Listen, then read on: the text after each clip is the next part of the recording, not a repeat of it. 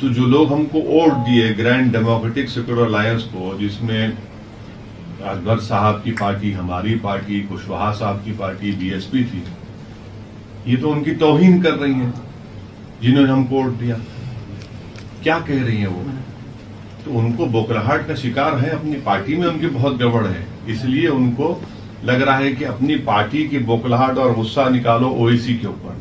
मगर ममता बनर्जी को समझना चाहिए कि अब तक उनको साबिका पड़ा मीर जाफर और मीर सादिक से, अब तक उनको साबिका नहीं पड़ा किसी एक सही मुसलमान से, उनको साबिका पड़ेगा।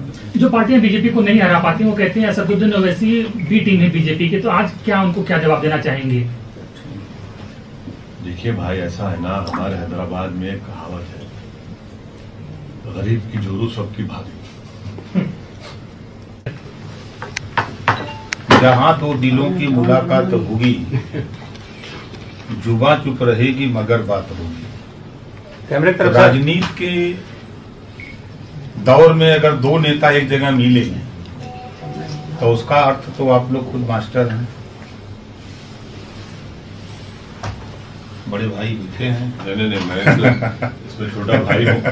यकीनन मैंने आज हमारी बातचीत हुई है और एमआईएम पार्टी जो है भागीदारी संकल्प मोर्चा के साथ रहेगी और इंशाल्लाह जनवरी में प्रोग्राम बनेगा और मीटिंग्स होंगी, क्योंकि पब्लिक मीटिंग्स का तो कोविड की वजह से रिस्ट्रिक्शन है, मगर जनवरी में और भी आम इसको आवाम से मुलाकातें होगी, मीटिंग होगी और यकीनन हम इस सफर में सर के साथ हैं और आगे बढ़ेंगे। सर और कौन कौन होगा इस गठबंधन में? अगर शिवपाल यादव भी आपकी तारीफ कर चुके हैं, बहुत आपसे प्रभावित दिख रहे हैं आजकल।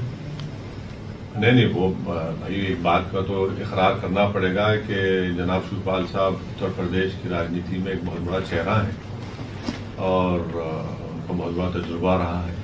देखिए आगे भी क्या होता है, हम उनसे मुलाकात करेंगे तो आपको बता पाएंगे।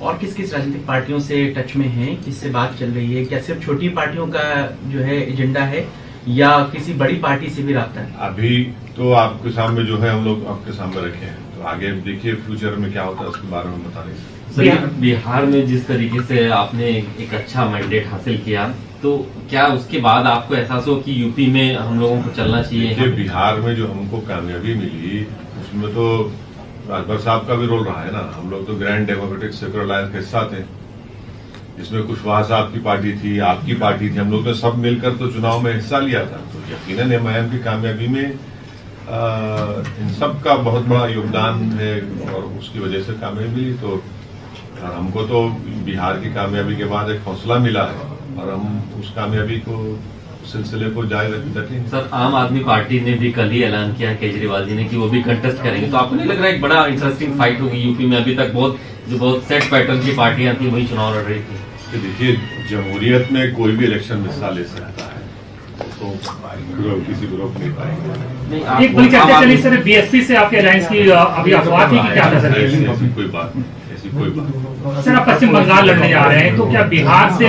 पश्चिम बंगाल का अभी तो हम कमेटी बनाए, बड़ा फैसला होगा। तो कंटेस्ट तो करने जा रहे हैं ना सर बंगाल में आप? बताएंगे आपको।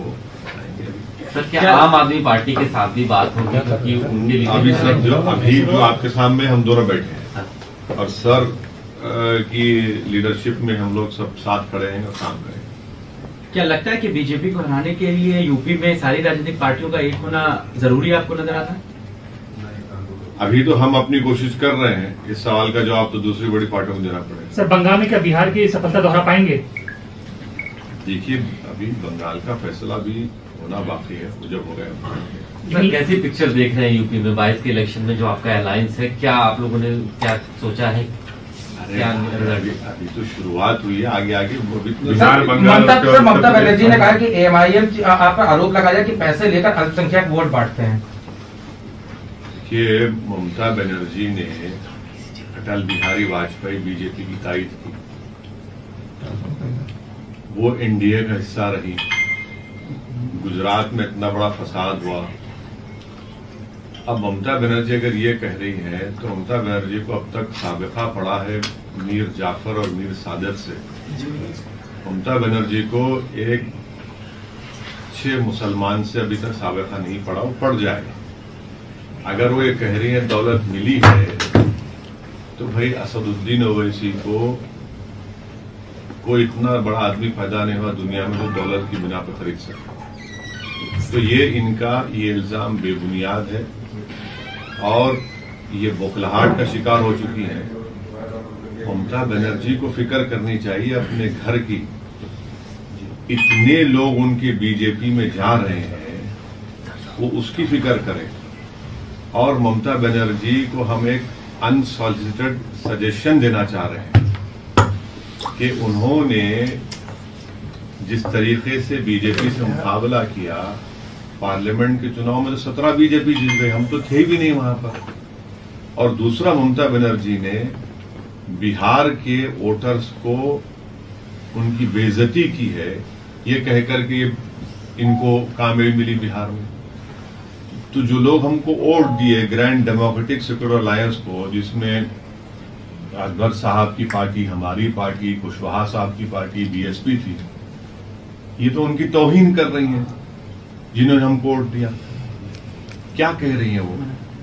तो उनको बौखलाहट का शिकार है, अपनी पार्टी में उनकी बहुत गड़बड़ है, इसलिए उनको लग रहा है कि अपनी पार्टी की बौखलाहट और गुस्सा निकालो ओवैसी के ऊपर।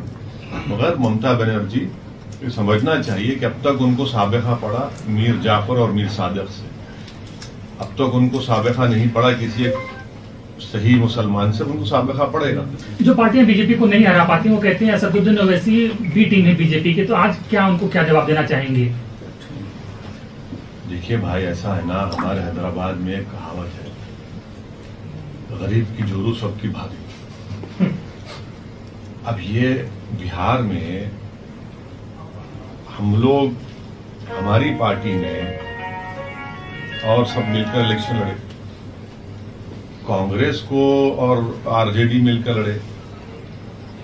वहां पर आप देख लीजिए, हम तो ट्विटर पे डाले हैं एम्पिरिकल एविडेंस कि हम जो 20 सीट पे लड़े थे, 5 पे हम जीते और 9 पर गठबंधन जीता, 6 पर बीजेपी जीती। और जो हमको उन 6 वोट मिला, वो अगर ऐड भी कर दिया जाए गठबंधन को, तब भी बीजेपी ज्यादा जीती। और बिहार में हमारा एक कैंडिडेट लड़ा सिर्फ पार्लियामेंट चुनाव में, वहां से कांग्रेस जीती और 39 लोकसभा सीट्स पर एनडीए जीत गया। तो ये हर चीज पर लाकर फिर फिराकर जिम्मेदारी हम पर क्यों डाल दी जाती है?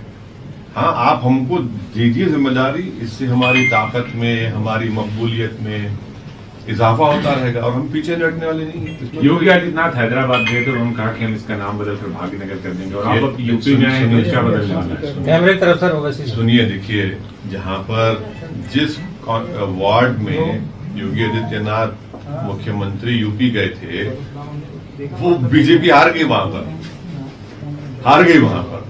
3 वार्ड हार गई।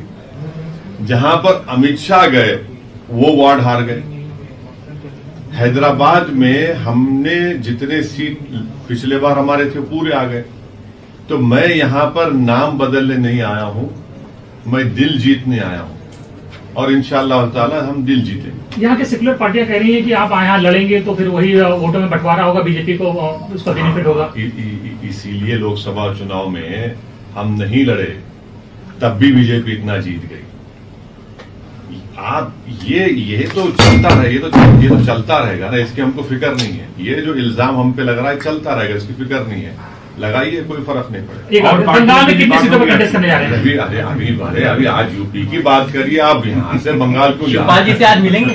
अभी मिलेंगे, जरूर मिलेंगे, आज मिलेंगे। शौकत साहब ने उनसे मुलाकात की थी, हमारे जो अध्यक्ष हैं यूपी के, मिलेंगे जरूर शिवपाल साहब से, क्यों नहीं मिलेंगे? वो यूपी के पॉलिटिक्स का बहुत बड़ा चेहरा है। अखिलेश जी से मिलेंगे?